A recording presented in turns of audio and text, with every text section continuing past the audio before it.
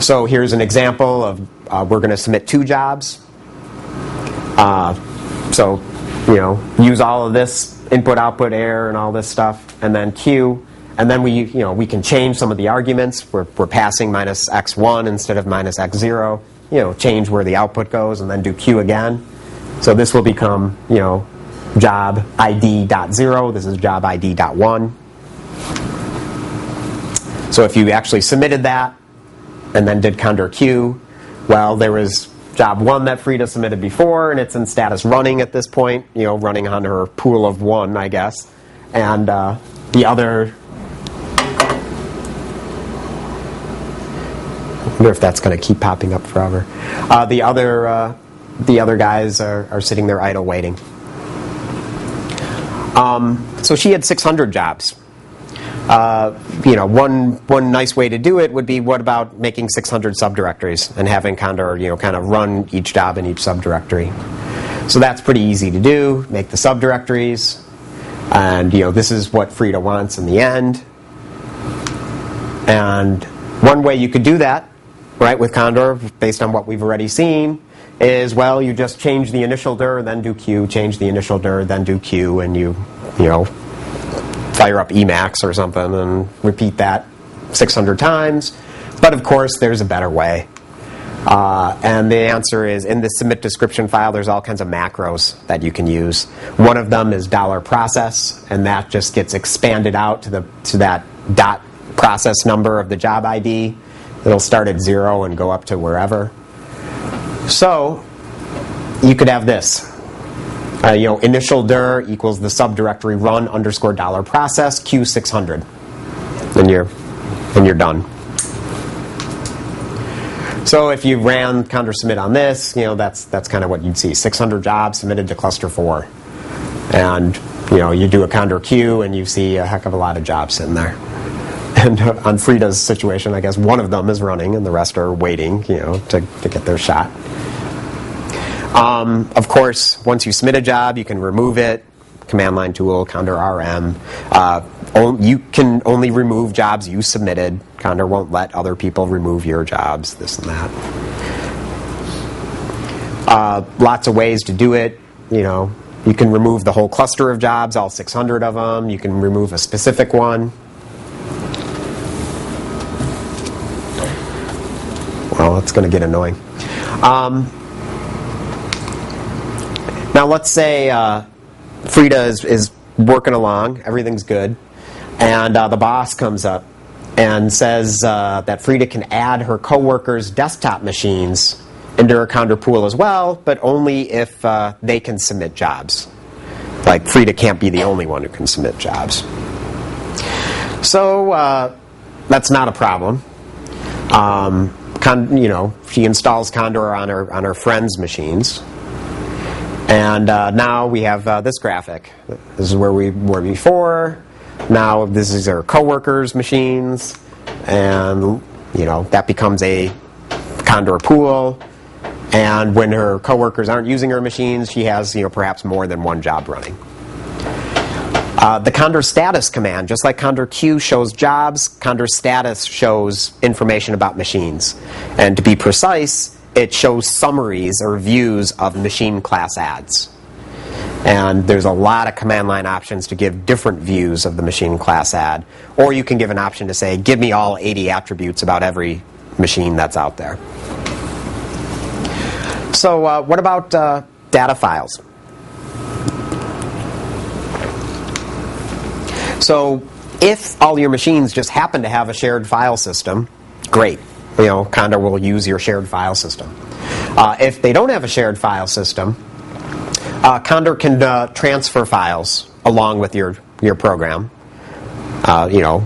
Send along your executable, your input files. When your job completes, pull back your output files, send them back, all this stuff. And with all the little details that you would eventually have to worry about thanks to Moore's Law, such as atomic, don't consider the job successful unless all my files have been sent. We need to stop this. Sorry about this.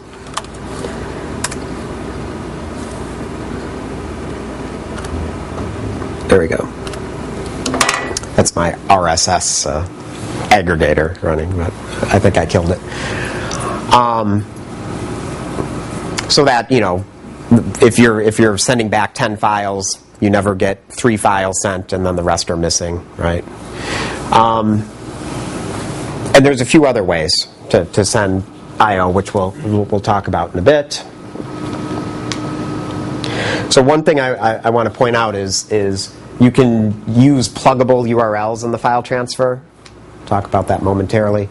So here's an example of a submit description file where Frida is telling Condor to send her data files along with her program. She just, she's put in there should transfer files, yes or no. You can also, there's an option if needed. So basically, if the machine is on a shared file system with me, don't bother copying them. But if it's not, then yeah, you better start copying them. And the question is, where is it copying them from? Is that clear to people at all? If you're not using a shared file system, it's copying them from your submit machine, right? The assumption is your files live on your home base, which is where you submitted them from, and Condor will move them along to the remote machines and move the results back to the subdirectory on your submit machine. So does anybody see a problem with this? A lot of moving files over. A lot of moving files, right? So what about paths? That's another one. So a lot of moving files. So one could argue that's there's a difference between staged I/O and online I/O. So let's pretend I had my program that I wrote use some database of I don't know, DNA sequences or something like this, and it was 50 gigs big.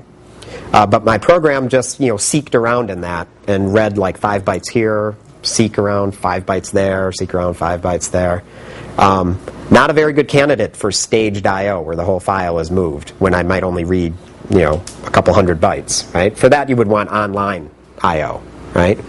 On the flip side, if you're going to be scanning through the whole thing anyhow, or even worse, if you're scanning through the whole thing multiple times, probably staged I/O is better, right? So there's that issue. Any others? Depends on the size of your files. Right. Duplicating it a bunch of times if they're huge. Mm-hmm. Duplicating them if they're big. Also, what if your Condor pool is big? What if Frida had a lot of coworkers or a lot of friends? Say she had, say her Condor pool was, I don't know, at Purdue University, their Condor pool is 28,000 machines currently. So let's say I had 28,000 jobs I wanted to run, and I'm sitting on my laptop in my office, and I hit enter. Not likely my little hard drive is really going to survive sending out my data 28,000 times. So there's some help that Condor provides for this. One is pretty simple but useful. A lot of sites do it. You can tell your submit machine on Condor, I could tell Condor on my laptop, you know what? Only transfer data, limit the amount of times data is being transferred to, say, 10 jobs at once. Okay? So this kind of lets you overlap CPU and I/O. So I'm not saying only run 10 jobs at once. It's a finer granularity. I can say only transfer data, for 10 jobs at a time. So assuming that the jobs do a lot more CPU processing than they do shuffling of files, that might be a reasonable solution. Another thing I mentioned is you can write transfer plugins. So back here, Frida listed a bunch of files. Here's her input file. You can put a URL in front of this input file. Okay, and the URL defines a protocol to use, right? Everybody thinks of HTTP, right? Use the HTTP protocol, but in fact, Condor allows arbitrary people to write their own, handlers, I guess, for any given kind of protocol, right? And we give some example plugins with the current version of Condor. One of the types we include is, of course, HTTP. Right? In fact, it's implemented on curl. Anybody familiar with curl? So this is a standard kind of let's move your data library. So any URL type that curl supports with